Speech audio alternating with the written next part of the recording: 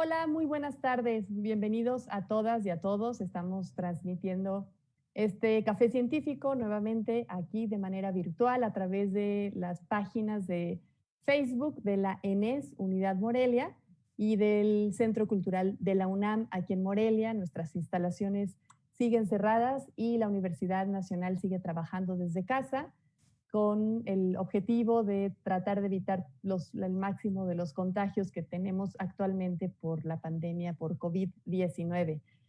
Pues hoy, martes 27 de octubre, hablaremos sobre los vínculos entre la violencia de género y el medio ambiente, pero antes de dar inicio a este café, me gustaría comentar de qué se tratan estos cafés científicos que la ENES Morelia organiza hace casi 7 años. Para todas aquellas personas que no conocen nuestro programa, en realidad es un programa, este café forma parte de las actividades académicas del Centro Cultural de la UNAM y en la charla que tenemos hoy nos unimos a las actividades de celebración por los 15 años de la licenciatura en Ciencias Ambientales que inició originalmente en lo que era el Centro de Investigaciones en Ecosistemas de la UNAM, Campus Morelia. Actualmente este centro se ha transformado en un Instituto de Investigaciones en Ecosistemas y Sustentabilidad y desde el año 2012 tenemos la licenciatura en Ciencias Ambientales que forma parte de la ENES Morelia, ya junto a otros 13 programas de licenciatura que tenemos en la escuela. Y bueno, pues es un enorme gusto y honor para mí contar con la participación de nuestra invitada el día de hoy, es Itzá Castañeda Camey. Y bueno, voy a leer un poquito de la semblanza tan interesante que tiene Itzá. No quisiera tomarme más tiempo para presentar a nuestra invitada y darle chance a que comencemos. Itzá es bióloga, cursó la maestría en Medio Ambiente y Desarrollo Integrado y tiene una especialidad en problemas ambientales desde la perspectiva de género y varios diplomados relacionados. Fue becaria de la Fundación MacArthur para trabajar en las estrategias para incorporar la perspectiva de género en la política ambiental en la Laguna de Términos Campeche, acá en México. Desde septiembre de 2019 es integrante del grupo de género del Panel Intergubernamental sobre Cambio Climático, conocido como el IPCC, y desde hace más de 20 años es integrante de la Red de Género y Medio Ambiente. Actualmente pues, es consultora en género, medio ambiente y desarrollo sostenible para la Unión Internacional para la Conservación de la Naturaleza, la CEPAL y el PNUD. De 2004 a 2011 se desempeñó como asesora principal de género para el PNUD en México y de 2001 al 2003 se desempeñó como directora de equidad de género y medio ambiente para la Semarnat en México. Ha participado en numerosos foros nacionales e internacionales relacionados con el tema de igualdad de género y medio ambiente. Y en años recientes su trabajo de investigación se ha focalizado en violencia de género y medio ambiente, la defensa del territorio y la migración climática desde el enfoque de género, paz y seguridad. Pues muchas gracias, Itzá, bienvenida. Qué gusto me da poder platicar contigo esta tarde. Muchísimas gracias, Ana Claudia. Muy buenas tardes a todas y a todos. Pues aquí muy contenta de poder participar en este café científico. Para mí es la primera vez y es un descubrimiento lo que es esta herramienta y este espacio de vinculación. En estos formatos buscamos más la conversación y la charla de una manera espontánea, informal. Por eso es muy importante que quienes nos están viendo, por favor, nos pongan sus comentarios, sus preguntas abajito pues en la sección de Facebook, ¿no? Donde dice comentarios, los vamos a leer en cuanto termine su intervención, Itzá.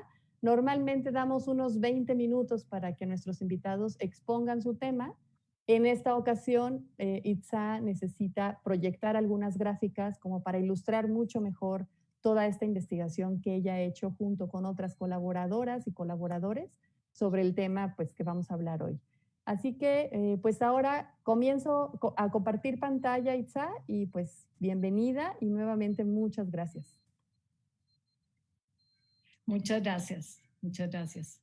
Parece que ya se está compartiendo, así que si tú ves la pantalla, adelante. Sí.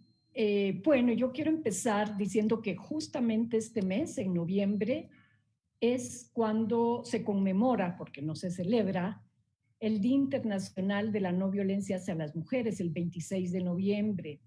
Y hay todo un ciclo de actividades internacionales y nacionales que culmina el 10 de diciembre cuando se celebra el Día Internacional de los Derechos Humanos. Entonces, bueno, esta charla yo creo que viene muy en tono para que contribuyamos a visibilizar, tal vez desde lo que nos interesa, a quienes trabajamos el tema ambiental, a quienes trabajamos temas de cambio climático, de conservación de la naturaleza, de estos vínculos sobre violencia de género y medio ambiente. Yo voy a presentar los resultados de una investigación, aquí ven en la presentación, está en inglés, pero ya la presentamos en español. Al final voy a poner el vínculo. Te voy a pedir favor, Ana Claudia, que nos ayudes poniendo el vínculo a la publicación en español, que es una investigación que hicimos con financiamiento de USAID y la hicimos en la UICN. Y bueno, para nosotros fue una investigación de 2 años y dado que muchas y muchos de ustedes son científicos, quizás creí importante contar el proceso de investigación. Y lo primero es, ¿qué sabemos sobre este vínculo de violencia de género y medio ambiente? Lo que identificamos en esta investigación, que además fue global, fue una investigación que abarcó todas las regiones, las regiones del mundo, identificamos que falta conocimiento sobre esta intersección entre violencia de género y medio ambiente, que faltan datos, estadísticas, leyes y políticas. Y por ello, esta investigación tuvo como objetivo recopilar toda la información para cerrar esta brecha de conocimiento y establecer una plataforma que a partir de lo encontrado y con una visión de 360 grados sobre estos vínculos, vamos a ir viendo por qué le decimos 360 grados, pudiéramos documentar qué está sucediendo hoy en día sobre violencia de género y medio ambiente. La siguiente, por favor. Bueno, esto fue el proceso, me voy a ir muy rápido. Hicimos una revisión de más de 1000 documentos en 3 idiomas, en inglés, en francés y en español. Hicimos una convocatoria de estudios de caso. Recibimos más de 100, pero realmente 85 estudios de caso fueron los que documentaban de manera más real estos vínculos. E hicimos una encuesta global también, de la cual recibimos 303 respuestas. Y posteriormente, para afinar la información, hicimos entrevistas a profundidad. Una vez que tuvimos la primera versión, el borrador de esta publicación, hicimos un proceso de validación entre expertas y expertos de diversos organismos internacionales para validar lo que ya habíamos encontrado. Una vez validada y que nos dieron, bueno, recomendaciones, observaciones, etcétera, pues ya hicimos la publicación y desarrollamos algunas herramientas. ¿Qué sigue? La UICN está elaborando ahora, a partir de esta publicación y de la demanda de información que recibimos y que pudimos identificar, una plataforma de conocimiento que les invitaré más adelante a conocer en la página de UICN. Estamos desarrollando herramientas técnicas y una comunidad de práctica sobre el vínculo violencia de género y medio ambiente. Es decir, la publicación está derivando en algo más grande, que era una demanda sentida de la comunidad científica, de las organizaciones de la sociedad civil e incluso de los gobiernos que no habían trabajado estos vínculos de una manera, digamos, tan exhausta como lo hicimos en esta investigación. La siguiente, por favor. Esto es muy rápido. En los estudios de caso, los tipos de violencia abordados en programas y proyectos ambientales, la violencia que más se reportaba era la violencia social, la psicológica y la violencia física, incluso en proyectos, y eso lo vamos a ver más adelante. Bien sabemos también que hay violencia cibernética y, por supuesto, violencia económica y sexual. La siguiente, por favor. La encuesta que hicimos nos nos indicó que el 59% de las personas que respondieron dijeron que habían observado alguna forma de violencia de género en la implementación de sus proyectos ambientales. Es casi el 60%, pero el 46% reconoció que este tema no era una prioridad ni para su oficina ni para su institución. Y asimismo, el 71% identificaron que había una brecha de conocimiento entre los programas y los vínculos. Es decir, la brecha es grande, la gente identificaba, observaba, no era una prioridad en su institución, pero tampoco sabían cómo abordar este tipo de violencia cuando la observaban. La siguiente, por favor. Esta encuesta también nos reveló que las personas que respondieron lo que más demandaron fue creación de conocimiento y de capacidades. Es por ello que estamos creando este centro de conocimiento en la UICN con herramientas para abordar este tema. La siguiente, por favor. ¿Dónde estamos? Vamos, Ana Claudia.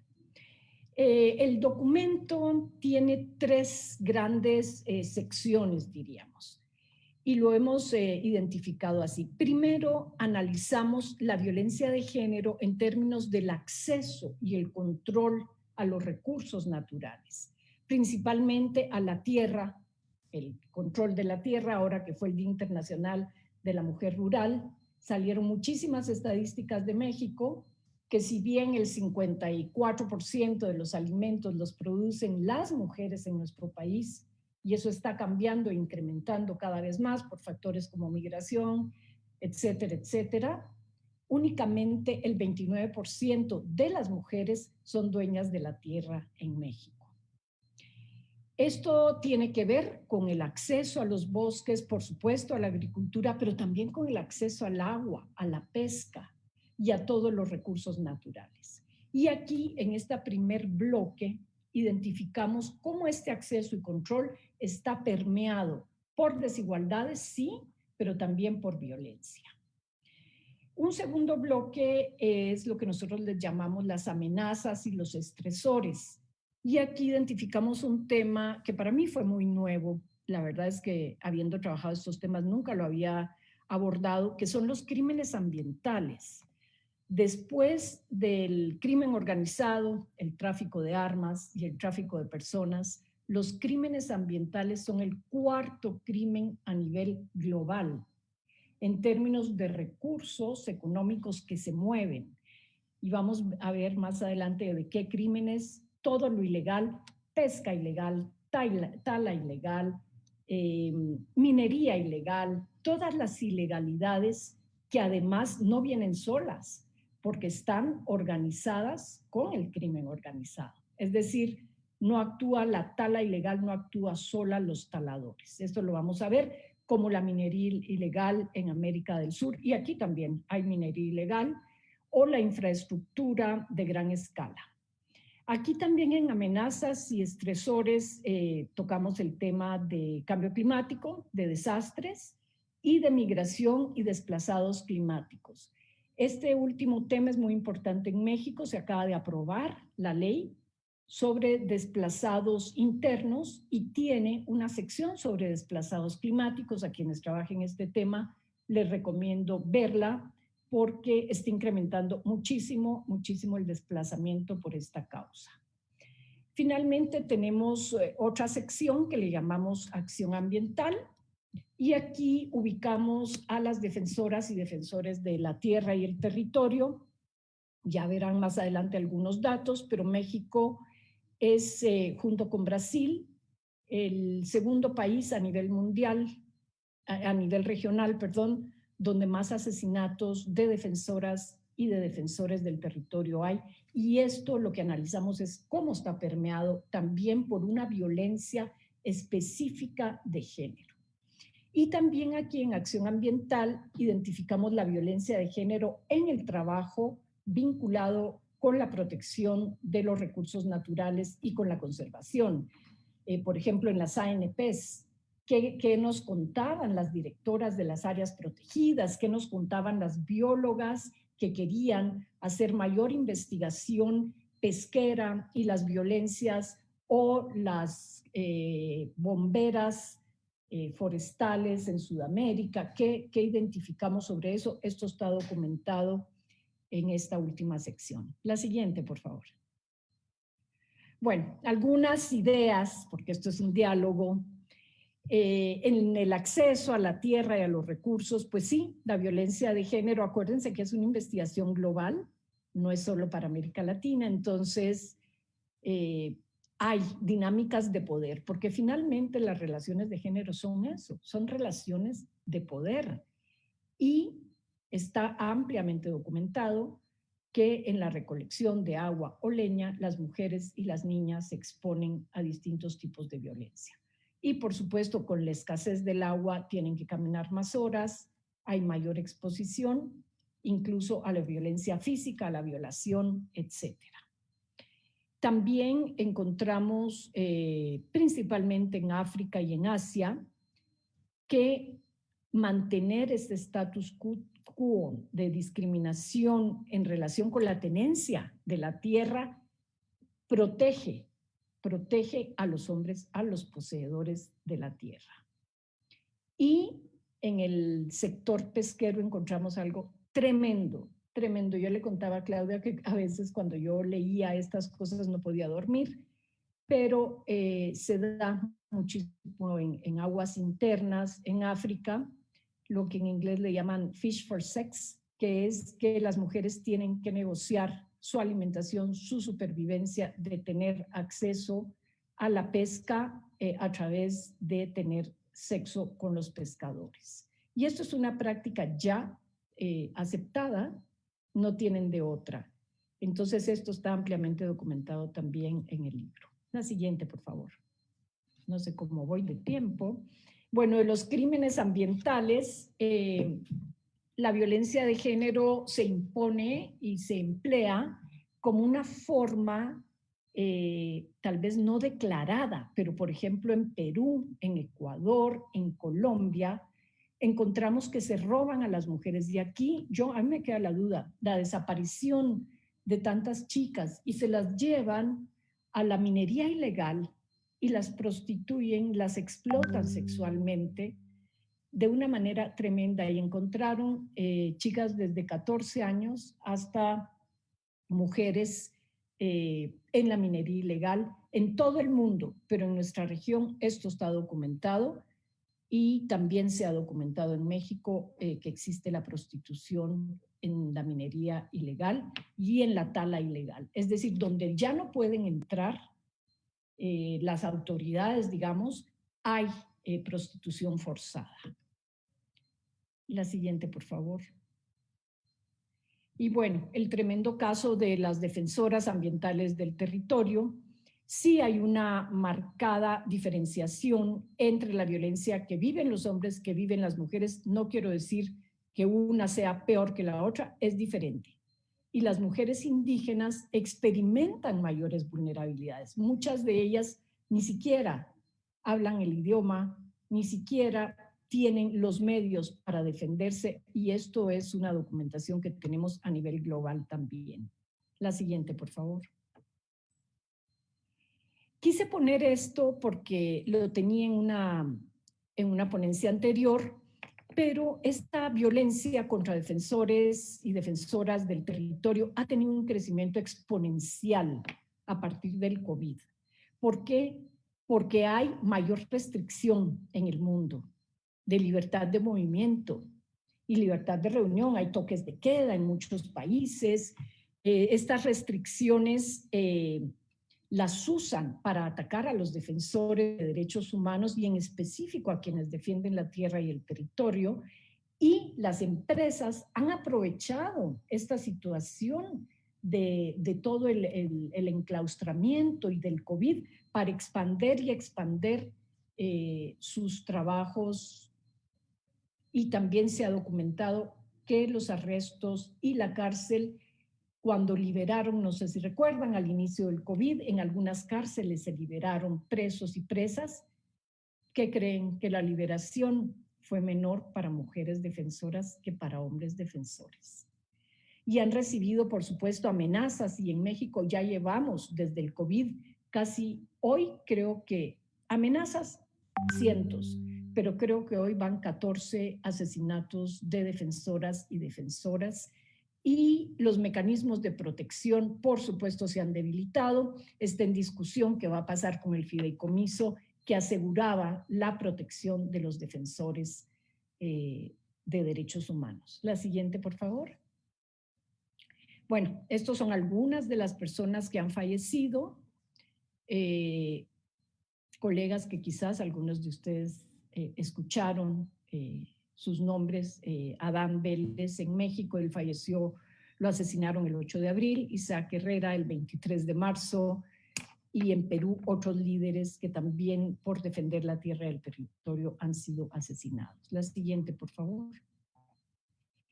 Las industrias extractivas, gran tema también en México, y la industria agraria a gran escala, que en nuestro país también está creciendo. No pensemos que la expansión de los mega monocultivos se da solo en Sudamérica, se da también aquí.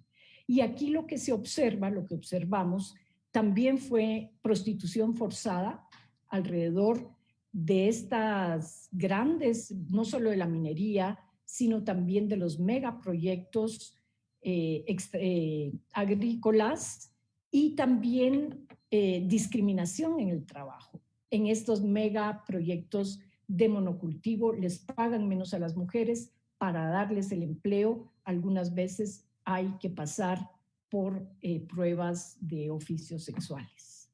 La siguiente, por favor. Bueno, en temas de cambio climático, identificamos que el estrés económico y social, por supuesto, puede aumentar la violencia doméstica y de pareja. Esto lo estamos viendo con el COVID. O sea, cuando hay crisis, esto ya está ampliamente documentado. Pero uno de los hallazgos fue cómo se ha incrementado el matrimonio infantil, sobre todo en África, como un mecanismo de respuesta ante la escasez y después de los desastres. UNIFEM ha documentado que ahora se están casando niñas de 14 años porque los papás no pueden ya mantenerlas después de las grandes sequías, de los grandes desastres.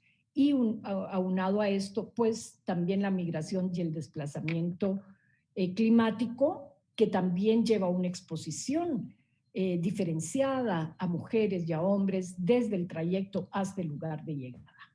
La siguiente, por favor. Bueno, pero todo esto además tiene un telón de fondo. El telón de fondo de esta violencia, que son varias violencias, de la desigualdad y de la pobreza. Es decir, esto no ocurre en un vacío. Cuando tenemos sequías, incendios, inundaciones, esto se conjuga con la pobreza y la desigualdad. Y esto, que ya es un escenario preexistente, más la inestabilidad política, pues favorece la violencia de género. Yo lo que siempre digo es que no son fenómenos que se suman, sino que se conjugan en una ecuación mucho más compleja, que es la que tendríamos que estar analizando, y hoy en día en el contexto de COVID. Yo creo que voy a la siguiente, y ya si quieren abrimos para no seguir yo y que tengamos realmente diálogo. Solo decir que este vínculo entre género, medio ambiente en contexto de COVID es un tema de derechos humanos, no es un tema de una investigación aislada. En primer lugar, está impactándose el derecho a la vida, el derecho a una vida libre de violencia, pero también el derecho a la salud, al agua y al saneamiento, el derecho a la alimentación, a la educación, y así podríamos seguir enumerando una colección de derechos humanos que se impactan con esta situación. Ya la última, por favor, Clara. Voy a seguir con la siguiente, por favor. ¿Más? La siguiente. Ok. La anterior. La anterior. Gracias. ¿Qué tenemos que aprender de la historia? No es la primera crisis que pasamos, ni la última que vamos a pasar.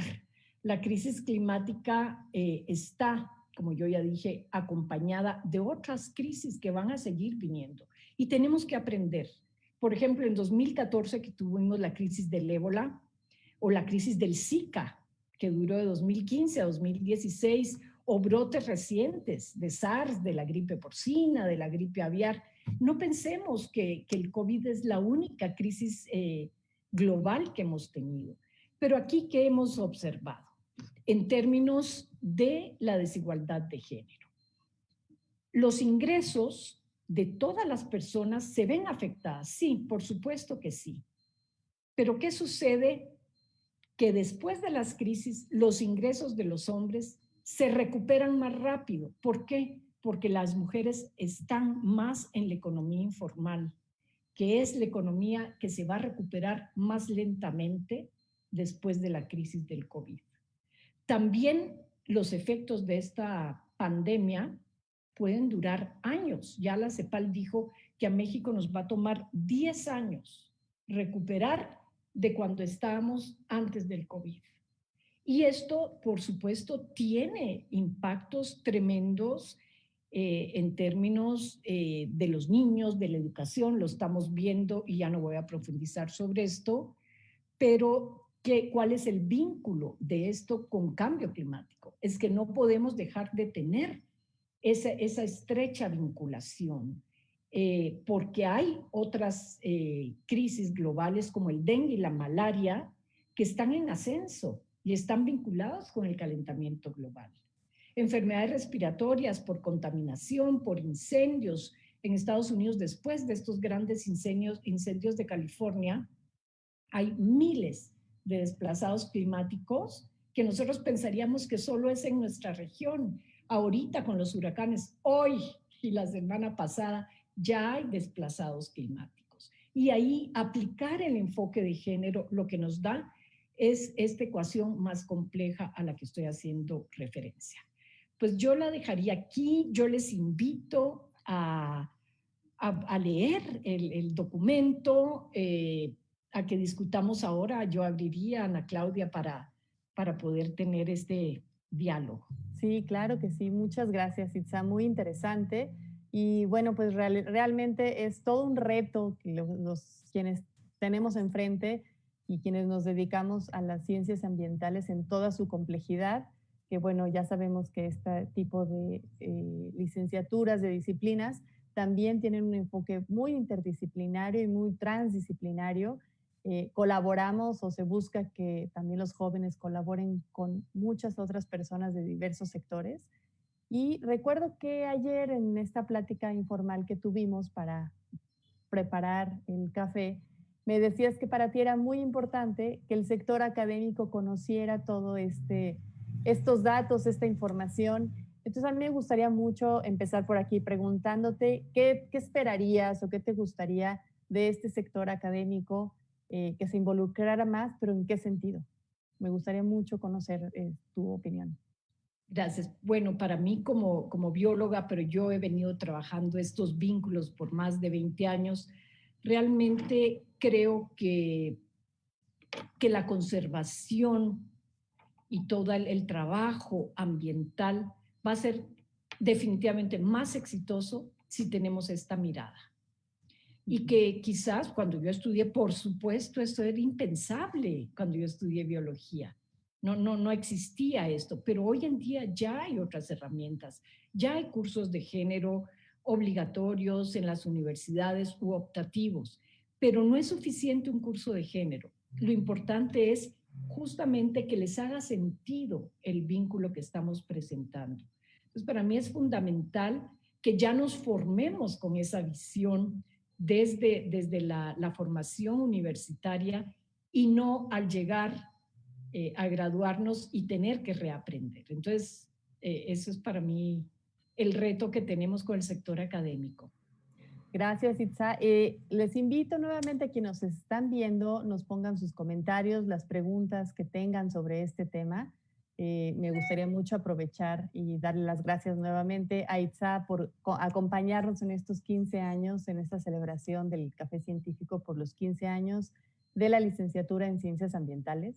Y bueno, también cuando te presenté leía que esta red de género y medio ambiente pues ya tiene 20 años o más funcionando, ¿no? ¿Cómo ha sido su manera de trabajar y qué falta por hacer? Yo sé que falta muchísimo, pero como que siento que han estado un poco invisibles los primeros años, poca gente se enteraba y ahora es como gracias a redes sociales y a esta visibilidad de trabajos como este, tan importantes que acaban de hacer ustedes, de publicar este año, permite que haya más gente las conozca. Si nos puedes platicar un poquito todo lo que han logrado, que parece que en 20 años es mucho, pero a la vez nada, ante todos los retos que tenemos frente a nosotros. Bueno, es una historia larga, quizás hablar de la red de género y medio ambiente en México, pero esta red es muy sui generis, porque no es una estructura formal y yo creo que eso es parte de lo que nos ha dado esa permanencia en el tiempo. Habemos del sector académico, de organizaciones de la sociedad civil, de organismos internacionales, etcétera, etcétera, de distintas edades. Y yo ahora me estoy dando cuenta que también ya estamos con un reemplazo generacional muy fuerte. Habemos quien trabajamos diversos temas, algunas desde las políticas públicas, otras desde la incidencia, otras, la mayoría, desde el territorio. Y ese es el éxito de esta red, que es multinivel el trabajo que hacemos, respetándonos, comunicándonos. Hemos tenido, por supuesto, logros en términos de la creación, por ejemplo, de la Dirección de Género de la Semarnat, se crea gracias a esta red. También hemos planteado agendas, no solo en términos de medio ambiente, hoy en día que se está discutiendo la ley de aguas, la red de género y medio ambiente dijo, esa ley tiene que ir con enfoque de género. Estamos teniendo webinars, trabajamos cambio climático, minería, es decir, todos estos 360 grados que la UICN analizamos en el libro, la red de género y medio ambiente de México de alguna manera los trabaja también. Y bueno, somos una red informal, no hay como me suscribo, y yo creo que ese es parte del éxito y que además hay mucho respeto al trabajo que cada una de nosotras hacemos. Gracias, Itza. Déjame revisar si hay alguna pregunta que nos estén haciendo del público. A ver, nos preguntan, bueno, me parece que es un comentario. Claudia Briones, en una ocasión una socióloga me dijo que mucho trabajo de investigación social la hacen biólogos. Me pareció muy interesante porque conozco muchos biólogos con una gran sensibilidad hacia tema de las comunidades. Entonces también creo que va por ahí un poco el comentario de tú como bióloga, cómo llegaste a este trabajo, ¿no? ¿Por qué escogiste estudiar biología y cómo terminaste en este tema tan complejo y multidisciplinar? Yo creo que yo tuve la dicha de estudiar biología en una universidad que desde nuestra formación nos dio el vínculo con lo social, que es la UAM Xochimilco. De hecho, los biólogos de la UNAM nos decían que no éramos biólogos, que éramos biólogos de mentiras. Y en ese tiempo, yo soy de la 11ª generación de la UAM Xochimilco, eran trimestres y de cada 3 meses pasábamos un mes en campo. Y el enfoque que la UAM nos dio era trabajar con las comunidades. O sea, no solo hacer un levantamiento, digamos, de plantas o de animales, sino en coordinación con las comunidades. Y yo creo que eso es parte de lo que en mi persona, y lo veo con mis colegas, ha permeado en mi formación. Bueno, por supuesto, posteriormente, yo no trabajaba género en ese momento. Cuando yo trabajé género fue por casualidad. Y cuando me di cuenta que existía el vínculo, ya no lo pude dejar de trabajar.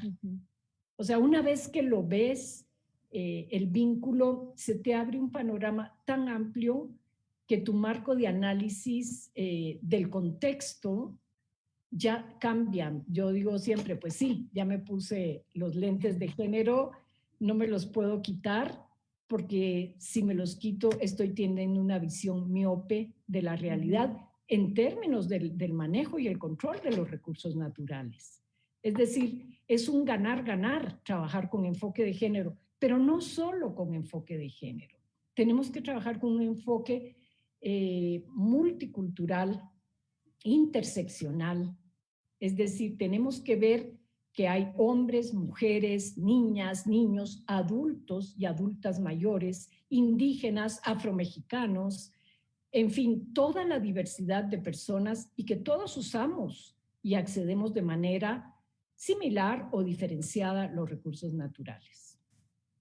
Gracias, Itza. También Jero Chávez pregunta qué pautas o qué recomendaciones nos podrías compartir para incorporar la perspectiva de género en proyectos de conservación o de educación ambiental. Wow, bueno, por supuesto que hay una metodología, está más o menos planteada, pero si no, tenemos en UICN muchísimos manuales de cómo hacer esto, incluso lo tenemos para los distintos sectores, digamos, desde el sector pesquero, agrícola, forestal, áreas protegidas, zonas de desierto, etcétera, etcétera, etcétera, de cómo trabajar proyectos con enfoque de género. No hay una receta única, hay muchas metodologías. Lo primero es pues partir de un análisis de género del contexto en el cual se va a trabajar. Es decir, el proyecto de conservación se hace con las personas, no se hace solo con las plantas o los animales. Entonces, hay que entender primero este contexto social para a partir de ahí poder establecer los vínculos y los compromisos y las metas de conservación. En breve, pues sería eso. ¿Nos podrías, digo, para aterrizar un poco más tu respuesta, dar alguna referencia de algún área natural protegida o lo que tú haces, alguna de términos en Campeche, algo como más concreto? ¿Cómo fue como esos pasos? Yo sé que no hay una receta, y lo acabas de decir, también hay muchas perspectivas, pero ¿cómo sería ese inicio, no? Mira, tengo un excelente ejemplo. Trabajamos con la CONAMP en un proyecto financiado, un proyecto GEF, financiado a través del PNUD, en hacer un plan de acción de género para un área natural protegida de las grandes islas, en Sonora. Y aquí trabajamos con la comunidad SERI, bueno, con CAC, como ellos se llaman, se autodenominan, que es una comunidad indígena pescadora, recolectora, que tiene una historia muy especial. Y fue un proceso para mí maravilloso de aprendizaje, de cómo proponer una herramienta de política pública, que es un plan de acción de género y cambio climático para el área natural protegida. Fue un proceso que llevó varios años con quien era entonces directora Ana Luisa del área natural protegida, con otros colegas muy comprometidos y sobre todo de aprendizaje con la comunidad. Y ellos tienen el manejo de sus recursos bastante bien equilibrado, diría yo, pero tienen muchísimas amenazas ante el cambio climático. Y esto, bueno, fue una solicitud institucional para que se convirtiera en una herramienta de política pública. Otra experiencia es la que estamos teniendo ahorita con financiamiento de la GIZ, que estamos haciendo todo un proceso para que las nuevas contribuciones nacionalmente determinadas frente a la Convención sobre Cambio Climático, las llamadas NDCs, de México, sean elaboradas con enfoque de género y de derechos humanos. Es decir, no es que yo propongo una medida para reducir gases de efecto invernadero de la nada. Todo esto tiene impactos sociales y puede vulnerar algunos de estos derechos humanos que yo enlisté en mi presentación. Gracias, Itza. También tenemos otra pregunta me parece también muy importante. ¿Consideras tú o crees que la responsabilidad ambiental está en las manos de las mujeres? No, no, definitivamente eso es un estigma, digamos, es un agregado que nos han dado. Las mujeres son responsables, la madre tierra, la naturaleza, un vínculo más estrecho con la naturaleza. Pues no, las mujeres también degradamos, contaminamos, etcétera, etcétera. Cuando hacemos la propuesta de igualdad de género, tenemos que trastocar estos roles tradicionales de género que ponen a la mujer como la cuidadora, pero si no es propietaria, cuida los recursos de otros. ¿Es eso justo? Tenemos que empezar a deconstruir las relaciones de poder, a deconstruir las desigualdades que hay si realmente queremos que mujeres y hombres seamos igualmente responsables frente a la conservación de los recursos naturales. Cuando llaman en los comités de limpieza, sí, que vengan las mujeres para lo del agua, que vengan las mujeres, como que no tenemos nada que hacer. Y le cuidamos el agua a quién si tampoco es nuestra. Al no ser poseedoras de la tierra, tampoco poseen el agua ni para el cultivo, ni para agronegocios, ni para incluso en áreas protegidas, ni para sus propias siembras. O también las labores de cocina y demás, ¿no? Entonces, sí. Claro, la economía, el trabajo del cuidado tiene que tener un reparto más equitativo. ¿Para qué? Para que las mujeres realmente puedan involucrarse en los proyectos de conservación, no únicamente como cocineras de los hoteles ecoturísticos, reproduciendo los roles de género que ya reproducían en su casa, sino como guías para observar aves, como pescadoras, como lancheras, como guías turísticas, de ecoturismo, etcétera, etcétera. Pero entonces se requiere una deconstrucción del patriarcado. Eso es lo que se requiere. Así se llama. Pequeña tarea, ¿verdad? Pendiente. Así se llama. Sí, es cierto. Gracias, Itza. También nos pregunta Carolina Toro Pérez, que quisiera preguntarte respecto al estudio que publicaron en el apartado sobre violencia y acoso en los lugares de trabajo del sector ambiental. Se mencionan algunos desafíos a los que se enfrentan las mujeres en estos contextos, dentro de los cuales se incluye el transporte y la seguridad. Entonces, a ella le gustaría que comentaras un poco más sobre este aspecto de la movilidad de las mujeres, si dentro de los casos recibidos o en la encuesta que hayas realizado se incluyó este tema en específico, el de la movilidad, y si lo hicieron, cómo lo incluyeron y qué aspectos se identifican entre estos vínculos. Wow. Mira, lo que identificamos, voy a poner ejemplos porque ahorita no tengo así como todo. Fue mucha la información que recopilamos. Por ejemplo, para las mujeres guardabosques, el gran desafío de poder compaginar su vida personal, incluso su maternidad, siendo una guardabosque. Su propia seguridad de dormir en el campo, de trasladarse grandes distancias, y era ahí donde ellas documentaban que sufrían acoso, incluso llegaron a sufrir algunas ya violencia sexual en los lugares de trabajo. Entonces, ¿qué ha hecho esto? Ha limitado que las mujeres participen de manera más directa en la conservación de la naturaleza. Recuerdo ahorita unas mujeres tortugueras que lo que nos decían justo en Sonora es que como esto se tiene que hacer en la noche, porque es cuando desovan las tortugas y cuidarlos hasta la madrugada, bueno, el estigma de estas chicas, porque eran chicas jóvenes, era un proyecto financiado por la CONAMP, les decían las locas.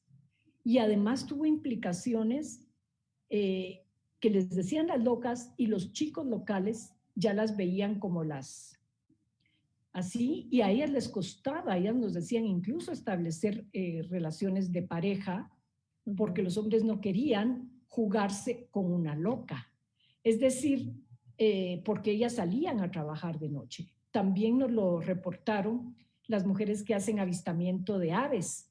si hay biólogas, biólogos que hacen esto aquí, quienes nos escuchan, sabrán que eso se tiene que hacer de madrugada, salir de madrugada y estar en el campo y estar calladitos. Ahí se han reportado casos de abuso, de acoso y de estigma hacia las mujeres que hacen este tipo de trabajo. Wow. Entonces, ya con ello, sobre el desplazamiento, bueno, no sé, eso sería otro tema que estamos trabajando ahorita en género y transporte, pero más enfocado a áreas urbanas. La movilidad en áreas urbanas, ¿no? En áreas urbanas, sí. Volviendo a la pregunta que nos hizo Jero Chávez hace ratito, también él pregunta que a quién recomiendas leer sobre el vínculo y las relaciones entre la perspectiva de género y el medio ambiente. Mira, uno de los, digamos, de los assets, de las cosas buenas que tiene este libro, es que en cada capítulo hacemos recomendaciones de lecturas. Y ponemos los nombres y los hipervínculos a literatura que nosotras consultamos y a literatura recomendada. Entonces, realmente yo les invito a que lo bajen en español, porque ahí están todos los hipervínculos. La mayoría están en inglés. Desafortunadamente, la primera edición fue en inglés, pero ahora estamos trabajando más en actualizar incluso algunos vínculos a español. Y si entran a nuestra página de UICN, ahí encontrarán muchísima información.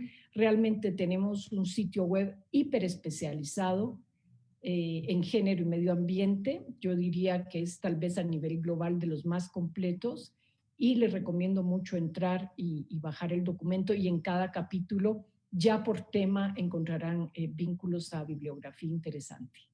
Que por cierto, el vínculo para el acceso al libro ya está aquí en Facebook, en los comentarios, en los comentarios que se pusieron al principio. Ahí ustedes pueden buscar el vínculo al libro, lo descargan, es totalmente gratuito, y ahí pueden consultar la información que nos está compartiendo Itza. También nos preguntan que, de acuerdo a tu experiencia, ¿crees que haya más relación de protección al ambiente vinculada al género? Y de manera puntual, si las mujeres son más conservacionistas y los hombres más transgresores, ambientalmente hablando. Yo creo que esto no es de naturaleza, sino que tiene que ver también con un condicionamiento social y con las actividades que unas y otros realizamos. No, yo repito, las mujeres no somos buenas de naturaleza y los hombres malos, y las mujeres vinculadas con la madre naturaleza. Yo estoy en desacuerdo con esa posición de manera personal, y lo he comprobado. Por supuesto que sí hay, digamos, más facilidad, podríamos decir, para que mujeres se puedan involucrar en tareas de conservación. Sí lo hay. ¿Por qué? Porque tienen el ejercicio de conservar también la familia. Pero eso no quiere decir que los hombres no lo puedan hacer igual. Por eso es que hay que trastocar esas relaciones al interior de las familias. Porque entonces no es de que el hombre depreda y la mujer conserva. Eso no, ni podemos seguirlo alimentando de esa manera.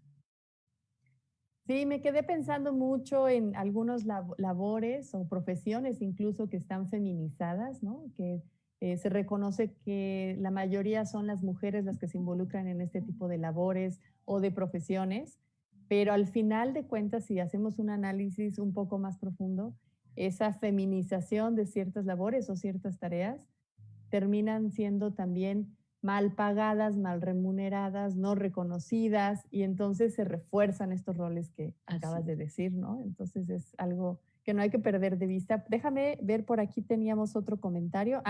De Julia Ruiz. Ella, en 2012, a sus 22 años, recibió el primer webinar de gestión de riesgo y género con PNUD en Honduras, y que tú fuiste una de las instructoras, y desde entonces mostrabas la importancia de vincular medio ambiente y género. Escucharla el día de hoy, o sea, escucharte a ti el día de hoy, no solo es un placer, sino una alegría el seguir aprendiendo de ella. Un saludo desde la tierra de Berta Cáceres. Julia Ruiz. Muchas gracias, muchísimas gracias, Julia. Me emociona saber que seguimos conectadas y sí, desde la tierra de Berta Sí. Cáceres, a quien recordaremos, seguiremos y honraremos siempre. Muchas gracias. Sí, gracias, Julia. Pues creo que no hay más preguntas por ahorita. Digo, no sé si haya por ahí que Mónica nos esté mandando, pero no sé, a mí me gustaría saber, bueno, primero si conoces este movimiento, agrupación que se llama La Igualdad de Mujeres o de Género en el Mar. Es una iniciativa mexicana, me parece. Si nos puedes contar un poquito más de este proyecto, porque a mí me encantaría conocer de otros proyectos la igualdad de género en los trópicos o la igualdad de género en el bosque o la igualdad de género en los manglares, no sé, hay muchos temas en los cuales creo que es muy importante, como tú dices, invitar a más personas a la deconstrucción de estos roles de género y tratar de transformar este sistema patriarcal que pues lo vemos en todos lados, ¿no? Y que hace tanto daño, ¿verdad? Bastante, sí. Mira, justamente, o sea, me está haciendo una pregunta que puedo contestar con facilidad porque estamos colaborando con COBI, que es la organización líder, diría yo, a nivel nacional e internacional. El viernes vamos a tener un summit sobre pesca y género. Yo voy a hablar de lo que encontramos en el sector pesquero en esta investigación y ellos han avanzado muchísimo, muchísimo en el análisis de género en la pesca y en la conservación de ecosistemas marino-costeros. Nosotros también acabamos de hacer una guía para un fondo que opera principalmente en África, en el Océano Índico de África, sobre género y zonas marino-costeras. Con mucho gusto te lo mando. Sí, Ese por sí está favor. solo en inglés y es cómo trabajar género y no lo van a traducir pronto, sino que hasta que este fondo empiece a trabajar en América Latina. Ahí sí hacemos todo un recorrido desde el inicio, desde cuando se plantea un proyecto hasta que se evalúa en zonas marino-costeras y en actividades de conservación en áreas naturales protegidas marino-costeras y de pesca. Pero también estamos empezando con UICN un trabajo en Centroamérica de un proyecto que es sobre masculinidades y pesca. Y es súper interesante, lo estamos arrancando, aunque el proyecto ya lleva unos años de trabajo, porque ha sido una demanda de las mujeres pescadoras que están totalmente invisibilizadas, como que si no existieran, y sí existen mujeres pescadoras y cada vez más, así como cada vez más hay mujeres en la agricultura, cada vez más hay mujeres en la pesca, pero imagínense cuán invisibilizadas están que ni aparecen en las estadísticas nacionales. Dice pescadores, no dice pescadoras, y están en muchísimos eslabones de la cadena productiva. Están desde preparar la carnada, tejer redes, las que hacen pesca directa y se meten al mar. Yo conocí en Sonora mujeres maravillosas y ahí hay una agrupación que se llama Mujeres del Mar de Cortés. No sé si esa es a la que te referías. Y toda esta iniciativa, yo les invito a quienes estén con interés de conocer género en el sector pesquero, que visiten el sitio web de COBI. Tienen un sitio especializado sobre género y pesca. Y además han documentado muchísimo y están haciendo ahorita un levantamiento en América Latina y el Caribe, justamente de organizaciones que trabajan este tema. Así que es mi mejor recomendación, es que lo revisen. Y en UICN tenemos una publicación que se llama Mujeres en la Pesca, un mar de oportunidades. Está solo en inglés, pero está en proceso de traducción para el próximo mes también. Así que pues seguir redes de la UICN, sí. No, y además es un gran tema, porque muchísimas de las grandes ciudades del mundo están en zonas costeras. pensamos que los centros urbanos son la Ciudad de México, Guadalajara y Monterrey, pero no, hay muchísima población, incluso hay movilidad intraestatal, pero también hay zonas costeras que están siendo seriamente afectadas por la variabilidad climática, como por ejemplo las llanuras costeras de Tabasco, donde el mar se está metiendo y metiendo. O sea, el tema de movilidad humana en zonas costeras también es un gran tema y analizado desde el enfoque de género es muy interesante. Gracias, Itza. Bueno, Avellana Castañuela, que hace ratito preguntó, te agradece muchísimo tu respuesta sobre el tema de la educación ambiental y sobre todo este rol de las mujeres que serán las únicas responsables del medio ambiente. Que genial tu respuesta y que es otra parte del sistema patriarcal, ¿no? Por supuesto. Y ahora Rosa Aurora Espinosa, perdón, pregunta que en la reflexión se habrá considerado seguramente la interseccionalidad y que se podrá dar un comentario. Varía la violencia, por ejemplo, no es lo mismo ser defensora de los recursos indígenas o afromexicanas que activistas desde otros sectores. Entonces, si nos puedes comentar también estos temas, ¿no? Sí, por supuesto, y está documentado en el libro.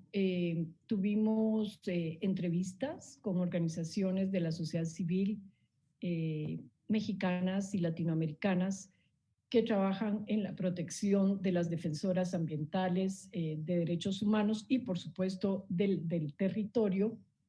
Y lo tenemos muy claro y muy documentado con testimonios.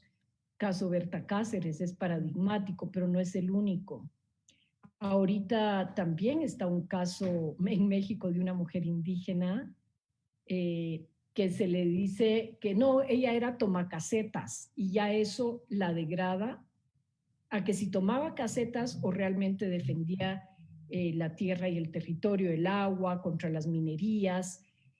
Todo eso está muy documentado y tienes toda la razón. El análisis de género se queda corto, hay que hacer un análisis y el enfoque interseccional, nosotros tratamos de hacerlo en todo el documento, no siempre era posible porque no hay datos, no hay cifras, pero sí está puesto este enfoque en el documento.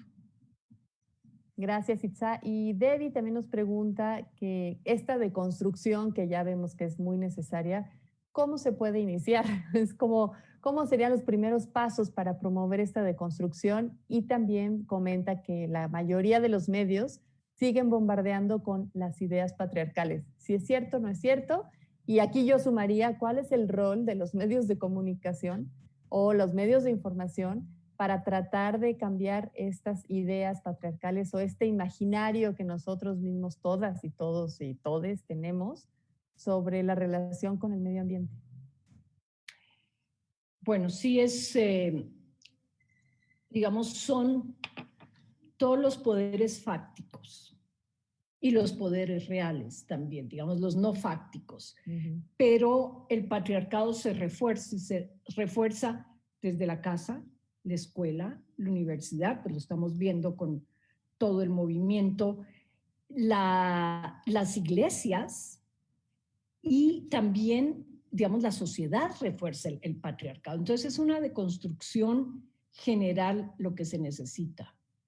Y tenemos que empezar por nosotras mismas, por entenderlo y decir, ni una más. Y eso quedó este 8 de marzo muy claro, muy bien planteado. Yo cada vez que escucho esta canción de vivir, ¿cómo se llama? La chava esta que, Quintana, no sé si la han escuchado, me para el pelo. Porque, yo me acordaba ahorita de las chilenas, pero... bueno, ellas dos. Y lo que sucedió, lo que está sucediendo en Chile, que es realmente impresionante. Me voy a salir un poquito, pero tiene que ver con esto. En Chile se ganó hace 2 días, 3 días, que se va a escribir una nueva constitución porque sigue imperando la constitución que dejó Pinochet. Hace 47 años, ¿no? 46. Y esto se va a escribir con paridad de género. 50% de las personas que lo van a escribir van a ser mujeres. Y además se está exigiendo que tenga enfoque de género la nueva Constitución. Esto es un cambio y un ejemplo a nivel mundial. Yo digo que la Constitución de la Ciudad de México es bastante avanzada, pero no le llega a esto todavía. Entonces, y además, ellos están poniendo mucho énfasis en el tema ambiental chileno, que ustedes saben que privatizaron el agua, privatizaron todo, todo. Entonces, bueno, ese puede ser una vía. La deconstrucción, yo digo, y siempre lo digo cuando me toca dar clases, que tiene que pasarle a uno por la mente y por el cuerpo. Si una mujer, un hombre, decide decir ya basta y ni una más, eso nos ayuda a un cambio. Pero lo tenemos que poner en práctica en nuestra vida de pareja, en nuestra vida laboral, en nuestra vida personal. Es decir, ni un abuso más, ni una denigración, ni una exclusión más, ni por ser mujer, ni por ser indígena, ni por ser afromexicana, ni por ser con otra opción sexual, que también existe discriminación tremenda. Está documentado un poquito en el libro. No recibimos muchos casos, recibimos uno tremendo después de desastres, y lo hemos visto con la migración también centroamericana. Digamos, las personas que tienen otra opción sexual no las dejan entrar a los refugios, las matan, bla, bla, bla, bla, bla. Entonces, deconstruir el patriarcado es responsabilidad de todos. De otra manera, no lo vamos a hacer. Y creo que es un poco también con muchas problemáticas ambientales, Itza, no sé si a ti te pase, seguro que no, porque llevas ya muchos años en esto, pero quienes estamos aprendiendo de estos problemas que se nos hacen inmensos, muy complejos de resolver, y a veces hasta nos quedamos con la idea de que lo que hagamos nosotros en nuestra familia, en nuestro círculo social inmediato, pareciera ser que no va a tener un impacto o un eco mayor, ¿no? Entonces, a veces nos llenamos más de desesperanzas que de realmente una constancia y una invitación a la acción y a seguir sumando, porque pues no somos únicos o únicas en esto, hay mucha gente haciéndolo. Pero a veces sí me he dado cuenta con los estudiantes de ambientales en particular, con problemas tan grandes que nos rebasan nuestras posibilidades, y en esta situación también de la deconstrucción del patriarcado también dices, híjole, es enorme, algo que no lo vamos a lograr. Pero, ¿qué postura o qué perspectiva tú sigues para decir, claro que lo logramos, por supuesto que se puede? Mira, yo creo mucho en los movimientos sociales, por supuesto, pero también creo que tenemos que ser una ciudadanía de más alta intensidad. En México tenemos leyes, pero no se conocen. Hay leyes para la igualdad de género, leyes contra la violencia hacia las mujeres, leyes contra la discriminación, leyes por leyes, no nos quedamos. Y también México ha firmado todos los tratados internacionales. Ahorita estamos, digamos, haciendo toda una incidencia, y también mañana tenemos uno sobre género y el acuerdo de Escazú. Esta semana fue muy intensa, pero cada vez lo oímos más, cada vez está más presente, porque ya no puede la sociedad seguir funcionando de esta manera. No es que sea un tema de mujeres. En la medida que entendamos que nos hace daño a todes, como dirían mis hijas, porque si no ya me dicen que hablo muy mal, a todas, a todos y a todes, el patriarcado nos hace daño a todes, no solo a las mujeres, principalmente a las mujeres, pero a los hombres también. Y por eso hay que deconstruir también las masculinidades que han hecho mucho dolor a los hombres, le han generado violencia, impotencia y dolor. Entonces es bien para todos. En cuanto a muchas perspectivas y muchos feminismos que existen, si nos pudieras, me gustaría saber mucho tu opinión sobre el ecofeminismo y las posturas ecocentristas y antropocentristas, perdón, como toda esa variedad de términos. ¿Qué nos puedes decir al respecto? Pues sí, hay muchas, muchas teorías, e incluso actualmente están, digamos, los feminismos más desde las mujeres indígenas, por ejemplo, o las mujeres musulmanas, dicen, nosotros tenemos nuestra propia forma, no es la occidental y de acuerdo a lo nuestro lo estamos haciendo. Entonces yo soy, en primer lugar, respetuosa de las corrientes. Contra el ecofeminismo esencialista sí estoy, porque lo dije en un inicio, yo no creo que las mujeres ni seamos más sensibles, ni las salvadoras, ni a las que nos toca limpiar los desastres, ni que si hay un comité de basura, llamen a las mujeres, porque las mujeres sí limpian, no nos toca limpiar los desastres, nos toca co-participar, co-responsabilizarnos, pero en condiciones de igualdad, no de las desigualdades enormes que vivimos. Entonces, yo creo que todas las corrientes aportan, los feminismos comunitarios actualmente, y el feminismo, por ejemplo, de las mujeres zapatistas, que ellas mismas dicen, nosotras tenemos nuestra propia visión, no estamos siguiendo la visión occidental, pues se vale. Yo creo que de eso se trata, de respetar y de avanzar en la diversidad. Gracias. Rosa Aurora Espinosa nos comenta, gracias Enes Morelia por promover este diálogo tan importante, estupenda contribución. Muchas gracias por permanecer con nosotros. Y Avellana Castañuela también dice, excelente diálogo, muy bonito, toca los corazoncitos. Muchas gracias. Gracias. También, fíjate, hace tiempo estuve en la Sierra de Oaxaca haciendo entrevistas también, y cuando yo preguntaba a una chica, a una joven de la comunidad, yo le preguntaba por el rol de género y la importancia o el rol que tienen las mujeres en su comunidad. Ella me decía, es que aunque los hombres aparentemente están enfrente, son los líderes, son aparentemente quienes toman decisiones, y me decía, los hombres sin las mujeres no son nada, no podrían estar ahí. Las mujeres los sostenemos, tenemos una red social compuesta por mujeres, entonces sin nosotras no podrían avanzar en todo esto. Entonces me decía también cómo está invisibilizado un poquito este rol de mujeres, pero ella decía, somos muy importantes, nada más que solamente se ve la cara de los hombres. Pero en realidad estamos atrás de ellos como hijas, como esposas, como colegas, incluso en estos roles femeninos, ¿no? De dar de comer, etcétera. Pero gracias a nosotras es que esta comunidad funciona. Entonces, no sé cómo podrías tú complementar esta idea con este estudio que ustedes realizaron en distintos contextos de América Latina. Pues sí, hay una invisibilización del trabajo de las mujeres porque no es valorado. Pero acabamos de hacer también un estudio sobre economía del cuidado y cambio climático para la Ciudad de México, que no me voy a meter a las datos y estadísticas, pero México ha hecho cuentas, se llama la cuenta satélite, que si se valorara el trabajo que las mujeres hacen en el hogar, lo han puesto monetizado, que no es pagado, me refiero al trabajo, lavar, planchar, cuidar niños enfermos, sacar basura, y además ahora lo que nosotras le estamos llamando a partir de una autora maravillosa,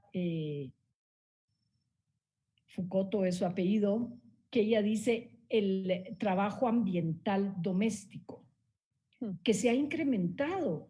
Ahora es, separa basura, lava los botes, haz composta. Y como que si fuera poco, a las mujeres nos dicen, sí, siembren hortalizas en su casa, en su tiempo libre, ¿no? Y está enfocado a las mujeres. No hay una redistribución del trabajo doméstico. En la medida que no haya una redistribución, pues seguiremos incrementando la desigualdad de género. Se ha calculado que el aporte económico del trabajo doméstico equivale al Producto Interno Bruto que gana México con la venta de petróleo. Es decir, si yo no lavara, planchara, cocinara, fuera al mercado, cuidara a mi mamá, a mi abuelita, llevar a los niños a la escuela, a la natación, y además separo la basura, y ahora con el COVID soy maestra, mamá maestra, enfermera, bla, bla, bla, bla, y nadie me lo paga. O las mujeres en el campo que ayudan a sus esposos, pero cuando ellos venden el producto no tienen un salario. Entonces, de eso es de lo que estamos hablando, que tiene que haber una redistribución de las tareas del hogar, de las responsabilidades. ¿Para qué? Para que todos tengamos las mismas oportunidades también. Cuando se tiene que sacar a un niño de la escuela o a una niña en las familias, ¿a quién privilegian? A los niños, seguramente, ¿no? Seguramente, porque las niñas ayudan en casa. Es mano de obra que no cuesta.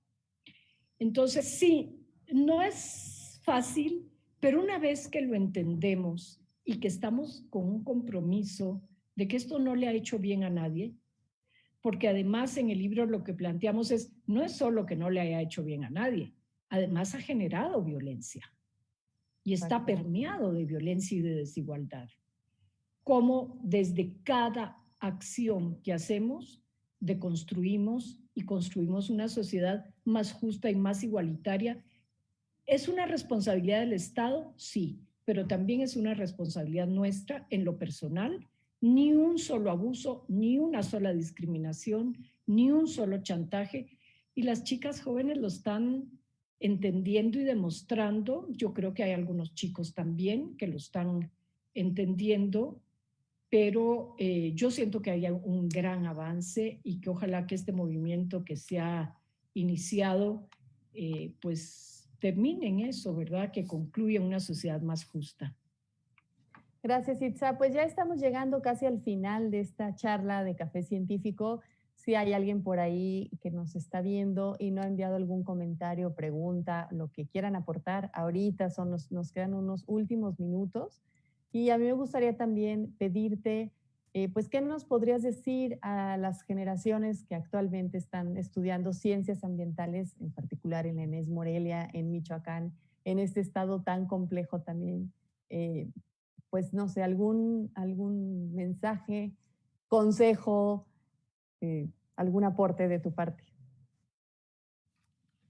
Bueno, pues para quienes están a cargo de la docencia, yo creo que tenemos que formarnos, las biólogas, los biólogos, también en estos temas. No es que voy a traer a la especialista de género de la UNAM a que les hable de esto, sino tenemos que introyectarlo nosotros, los docentes, las docentes, en nuestra práctica docente cotidiana.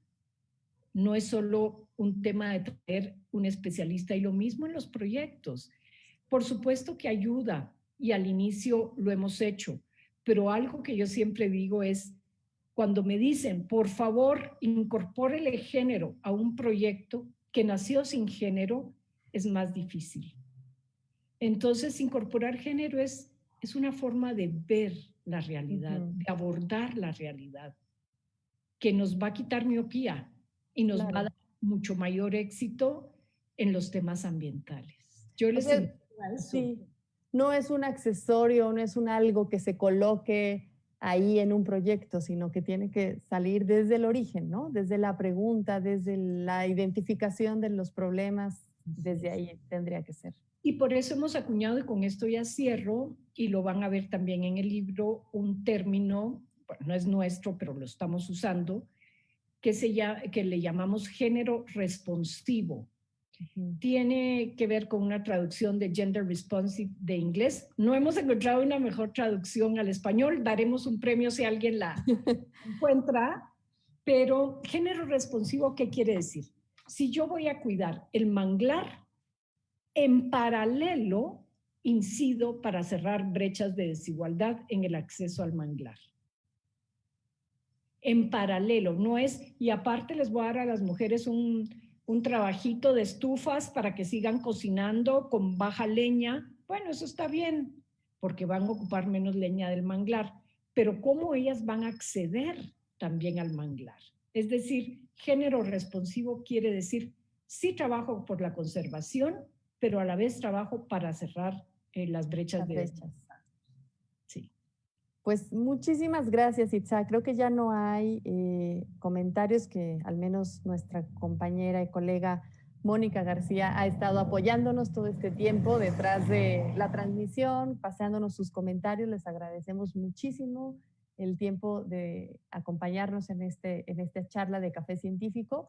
Muchas gracias, Itzay. Y bueno, ahí está tu libro. Son 300 páginas de muchísimos casos a nivel mundial. Es un trabajo extraordinario y lleno de referencias, de páginas web, de literatura.